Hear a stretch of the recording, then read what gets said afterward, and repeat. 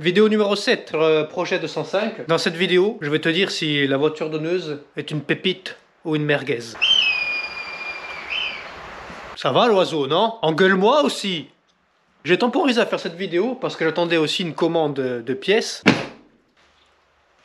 Du coup, j'attendais de recevoir cette commande pour te faire encore une vidéo sur l'ensemble des pièces que j'ai reçues et sur les pièces qui sont intéressantes sur cette voiture-là. C'est pour ça que j'ai tardé à faire cette vidéo et j'ai tardé aussi pour une autre raison. Déjà, quand j'ai commencé cette vidéo, il y avait un moteur, une boîte, amortisseur et puis dans un souci d'égarement, j'ai posé la GoPro et nous sommes un jour plus tard parce que j'ai tout redémonté et j'ai fait la modification, enfin j'ai commencé en tout cas. Tu sais, j'avais l'échappe à alu là pour rattraper la hauteur de sabot des GTI et là j'ai fait un autre système que fait Loïc Pomme, qui est un mélange de la chape comme ça et le kit de renfort de berceau PTS. Donc tu as en fait la réhausse là, une tige.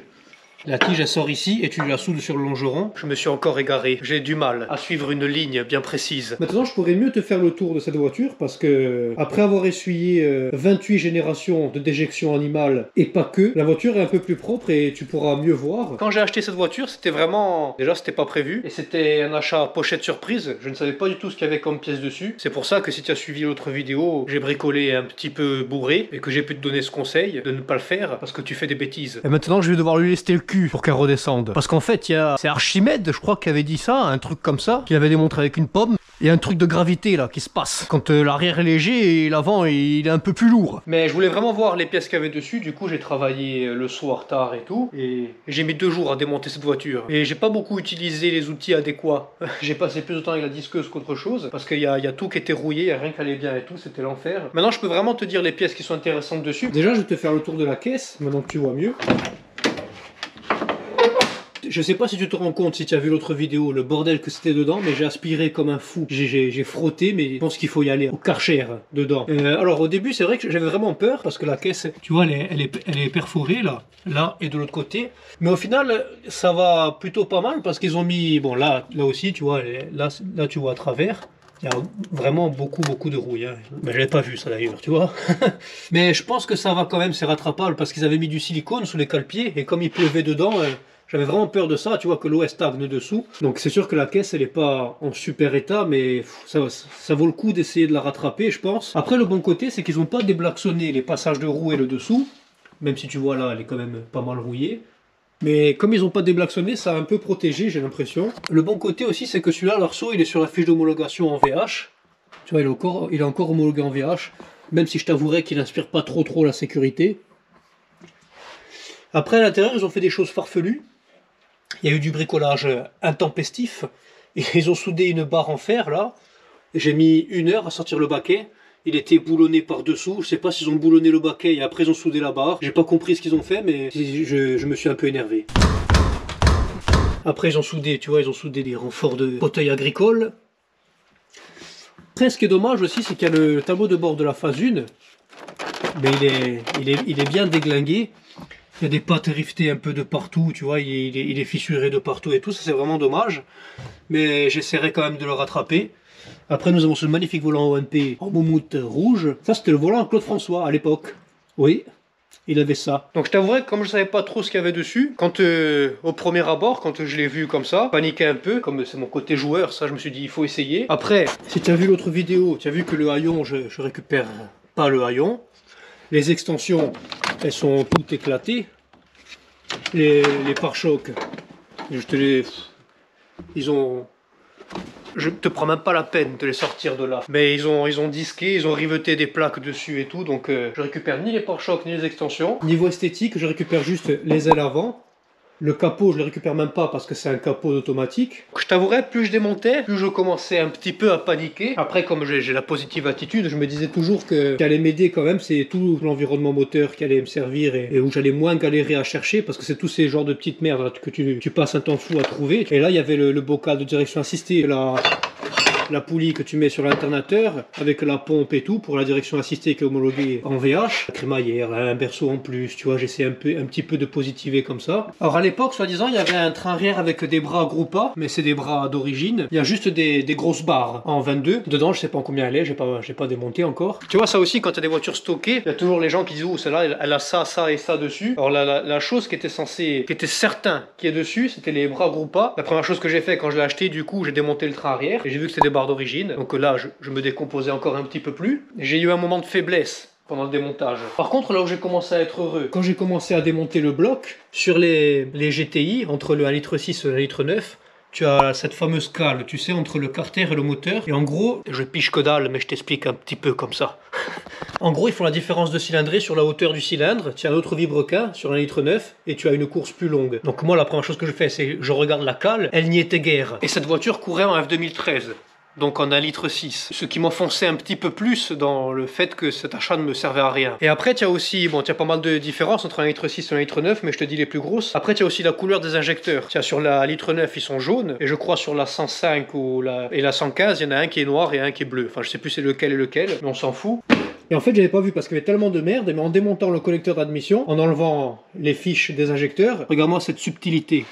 En fait, l'injecteur est noir, mais à l'intérieur, il est jaune. Et ça, c'est une vieille technique Apache que faisaient à l'époque les gens en F2013 pour tricher. Bah, déjà, ils mettaient un 1,9 litre dedans, que à l'époque, ça coûtait rien, et tu te gagnes 15 chevaux gratos. Et ils peignaient les injecteurs en noir. Passé inaperçu. Alors des vérifs techniques, parce que c'est la première chose que tu vois. Si tu es en F2013, que le technique, il ouvre le capot, il voit dessus les injecteurs jaunes, et il se dit, qu'est-ce que tu fais là, vieux briscard? Donc là, je commençais déjà à aller un peu mieux, en voyant les injecteurs jaunes. Donc, ils ont peint les injecteurs jaunes en noir. Après, j'ai vu qu'ils avaient dériveté la plaque d'identification moteur, qui est là.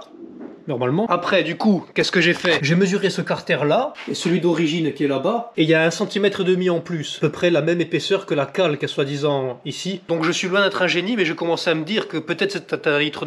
Donc d'après une technique ancestrale jamais conçue auparavant, j'ai mesuré la course des pistons, et effectivement, c'est un 1,9 litre. Après, en enlevant le cache distrib, j'ai vu qu'il y avait une poulie réglable, donc il y a sûrement un abracam. Rien que pour ça, déjà, ça valait le coup d'acheter la voiture. Ce qui me mène à un autre point, qui valait le coup, mais tu comprends, il faudra que tu suives, tu devras suivre. Normalement, il y a une boîte à vitesse ici, on est d'accord. Je voulais vraiment maqueter la modification pour les supports moteurs rigides, mais avec l'ensemble moteur-boîte qu'il y avait dans la jaune, et non avec le bloc et la boîte d'automatique. C'est hyper chiant à manier. Je pense que Bébert de chez Peugeot, il a construit d'abord la boîte, et après il a fabriqué la voiture autour. Comme j'ai sorti minimum 100 fois le moteur et la boîte, je voulais le faire avec l'ensemble moteur-boîte de la jaune. Je ne sais plus ce que je dis. Ce qui m'emmène à t'expliquer ça. Suis bien. J'ai tardé à faire cette vidéo parce que mon père devait partir voir le puissant Camus Sport, le préparateur officiel. Il avait déjà pris les billets, du coup, pris de court par le temps, je voulais faire le maquettage avec ce moteur boîte, parce que je ne voulais pas utiliser celui-là parce qu'il était trop lourd. Seulement le jour J, au moment de prendre le cargo qui allait mener mon papa sur le continent vers le préparateur, l'ensemble moteur boîte ne rentrait pas dans le véhicule de location. Du coup, je me suis dit qu'il fallait mettre que le moteur, mais le moteur non plus ne rentrait pas dans la voiture de location. Du coup, il est parti qu'avec la boîte, ce qui m'a quand même obligé à accoupler la boîte automatique sur ce bloc pour avoir les dimensions adéquates afin de maqueter les renforts moteurs rigides. C'est chiant, hein? C'est ma vie. Ce qui m'amène au fait, le moteur n'est pas chez le préparateur, je n'ai plus la boîte. J'ai dû quand même assembler le moteur boîte de l'automatique et les modifications de support moteur rigide ne sont pas finies. C'est pour ça que j'ai rien démonté, déjà parce que si moi je démonte le moteur et la boîte, autant te dire que ce véhicule n'est pas prêt de voir le jour. Mais j'ai quand même démonté la boîte pour avoir accès au pont et pour voir s'il y avait un autobloquant. Comme si tu as suivi la dernière vidéo, tu as vu que j'avais des soupçons d'autobloquant. Tu connais le bruit de l'autobloquant? Et effectivement, il y avait un gros autobloquant PTS. Et en fait, la boîte est une... 8 ans de basketball. Et en fait, la boîte, c'est une boîte BE1 PTS de l'époque. J'adore dire ça, PTS de l'époque. Les deux mots qui rendent les gens complètement fous. Une boîte BE1 PTS de l'époque. Donc autant te dire que là, j'avais le cul qui me rigole. Après, est-ce qu'il y avait d'autres comme pièces? Véritable coupelle d'amortisseurs PTS, celle qu'il m'aurait fallu normalement, mais je vais t'expliquer un truc. Et il y avait aussi les amortisseurs de la rallye avec la bonbonne rectangulaire. Si c'était ceux de la GTI, à la limite, avec les bonbonnes ovales, tu sais, je pense que je les aurais gardés, mais ceux de la rallye, je n'en ferai jamais rien. Alors pourquoi j'ai pas gardé les coupelles Peugeot Sport qui m'auraient fallu normalement? Parce que, officiellement, je te l'avoue, c'est ceux-là qu'il aurait fallu monter dessus. Pas les bonnes coupelles, celles-là, que j'ai en fait. avec la rotule excentrée. Ça, il se pignole un peu, tu sais, en disant coupelle, groupe pas. Mais tout le monde monte ça. Alors c'est vrai que si vraiment tu es un puriste, chose que je ne suis pas à 100%, il m'aurait fallu les coupelles avec la rotule centrée. Le problème, c'est que dans ce projet, je suis obligé de faire un max de compromis parce que sinon ça coûte une blinde, comme je l'ai déjà dit. Et j'ai pas monté les coupelles avec les rotules centrées parce que déjà elles avaient 100 ans et qu'il fallait refaire les rotules et tout. Celles-là sont plus pratiques et moins chères et tout le monde monte ça. Si j'avais monté les coupelles avec la rotule centrée, j'aurais été obligé d'usiner les moyeux avec, tu sais, l'angle d'1 degré de carrossage et tout. Parce que je n'aurais jamais réussi à mettre le réglage que je voulais pour le train avant avec les coupelles centrées. Si tu as réussi à suivre cette conversation, tu es extrêmement fort. Les puristes ont vraiment compris. Je suis vraiment obligé de faire encore des compromis parce que ça chiffre énormément. Là, avec les pivots d'origine et ces coupelles-là, je suis sûr que je pourrais... Et le train avant triangulé, je suis sûr que j'aurais... Ça me suffit. J'ai pas besoin de... Voilà. Après, comme pièce aussi intéressante, il y avait les étriers avant 4 pistons, mais les petits 4 pistons, tu sais, avec les disques en 260, sont sur la fiche d'homologation. Et comme les CP3307, ceux que j'aurais voulu avoir, les étriers, sont introuvables ou ils le sont mais au prix d'or, et bien je pense que pour l'instant, je referai ces freins. Je monterai ça à l'avant, à l'arrière. Je monterai les freins arrière d'origine, qui sont ici, que j'ai toujours eu sur ma 205, j'ai jamais eu aucun souci. Donc voilà, les freins, pour l'instant, c'est pas ceux que je veux, mais je les ai, donc je vais les refaire et monter ça. Il y a beaucoup d'environnement moteur, tu vois, qui vont me servir. Là, tu as la pompe, tu sais, pour la direction assistée. Tu as un magnifique radiateur en cuivre, que même si je le monte pas, je pourrais sûrement le revendre dans un camp de gitans. Voilà pour les pièces intéressantes qu'il y avait sur cette voiture. Après, c'est dommage quand même. Ça me fait de la peine parce qu'au niveau carrosserie, elle est quand même pas mal. Tu vois, elle a juste un petit nion ici. Mais sinon, ça me fait chier, tu vois, d'avoir laissé cette petite bagnole dépérir comme ça. Mais une fois que j'aurai fini celle-là, j'essaierai de la retaper, comme ça je la garderai en caisse de secours. Et de toute manière, je ne vais pas m'en débarrasser. Surtout que tout le monde me dit « Ah, tu n'as pas une vraie caisse de GTI ?» Eh ben si, j'en ai une maintenant. Donc pour te faire chier, je vais la garder. Comme ça, quand tu me diras « Celle-là n'est pas une GTI », je te dirai « Oui, mais j'en ai une ». Après, voilà les pièces que j'ai reçues. En fait, je t'explique le coût. C'est vrai que j'ai pas une caisse de GTI, etc. Il y a pas mal de choses sur lesquelles je voulais pas faire l'impasse. Ça, j'avais vraiment envie de l'avoir. C'est l'échangeur huilo PTS, là, qu'il faisait à l'époque. Et il y a personne qui le refabrique. En fait, ça va là. Bon, là, il y a un serre-joint. Mais ça va ici. À peu près. Je n'ai pas envie d'enlever le serre-joint. Ça fait 2 ans et demi que je le cherche. Depuis que j'ai commencé le projet, je voulais vraiment ça. Des fois, j'ai des tocs, je le voulais, c'est tout. Et ce qui m'a permis de rencontrer le magnifique Loïc Pomme, Atelier Pomme, il y a pas mal de gens qui le connaissent. Mais je ne savais pas qu'il exerçait encore et qu'il faisait tout ça. Parce qu'il partage pas beaucoup sur les réseaux sociaux, mais il refabrique beaucoup de choses, il refabrique même les cales. Tu sais, les cales que j'ai achetées en alu, il les refabrique en air talon, parce qu'il me disait que c'était, à l'époque, il le faisait comme ça. Il a pas mal de choses, n'hésite pas à le contacter, connaît les 205 en détail, et il sait vraiment de quoi il parle. Et en plus, il fait du super travail. Regarde ce que je lui ai commandé, du coup. Je lui ai commandé ça, c'est, tu sais, le support de filtre à essence. Tu vois, là, il est dans la baie de pare-brise, d'ailleurs, sur la jaune. Sur la dock PTS, ils te disent de le souder dans la baie de pare-brise, ici. Après, j'ai le support de bocal de direction assistée. En plus, regarde-moi ça, c'est magnifique soudure. On n'est pas sur les soudures de Frank Paul, là, hein, qui est ici et qui va aller ici. Et après, j'ai pris aussi le bac à batterie. En fait, je voulais vraiment que le compartiment moteur, visuellement, il ressemble à ce qui se faisait à peu près à l'époque. Laisse-moi donc te faire une transition. En fait, le bac à batterie, sur la revue technique, il est boulonné comme ça. Loïc on fait un mix, oh, comme c'est beau ça, entre le bac à batterie de rallye, qui est fixé sur le support de boîte, et celui de la GTI. Il a fait ces 2 entretoises là, et il se fixe sur le support de boîte. Voilà, comme ça va faire propre. Il a fait aussi des petites sangles rigides, parce qu'il a dit que c'était plus compliqué de trouver des sangles souples. Donc ça, je trouve que l'ensemble est vraiment pas mal. Après, il refabrique aussi la barre anti-rapprochement, Peugeot Sport, qui est introuvable. Du coup, il la refabrique avec les goussets et tout. Et ramasse ça, ce travail magnifique. C'est moi qui laisse saborder ça, c'est pas lui. Ramasse ça comme c'est beau. Franchement, il fait du super boulot. Ben, il lui restait aussi un kit de redescente d'huile PTS de l'époque. Neuf, c'est une pièce PTS, il lui restait un kit de redescente d'huile. J'ai reçu aussi le support débitmètre que j'avais pris chez VTO, ça c'est une pièce Peugeot Sport aussi. Après sur le site VTO aussi j'avais commandé, tu sais, les flasques de... Je sais pas si ça s'appelle les flasques. Non, ça s'appelle pas les flasques. J'ai commandé les ça, tu sais, de train arrière. Ça en fait, tu vois, les fixations de train arrière.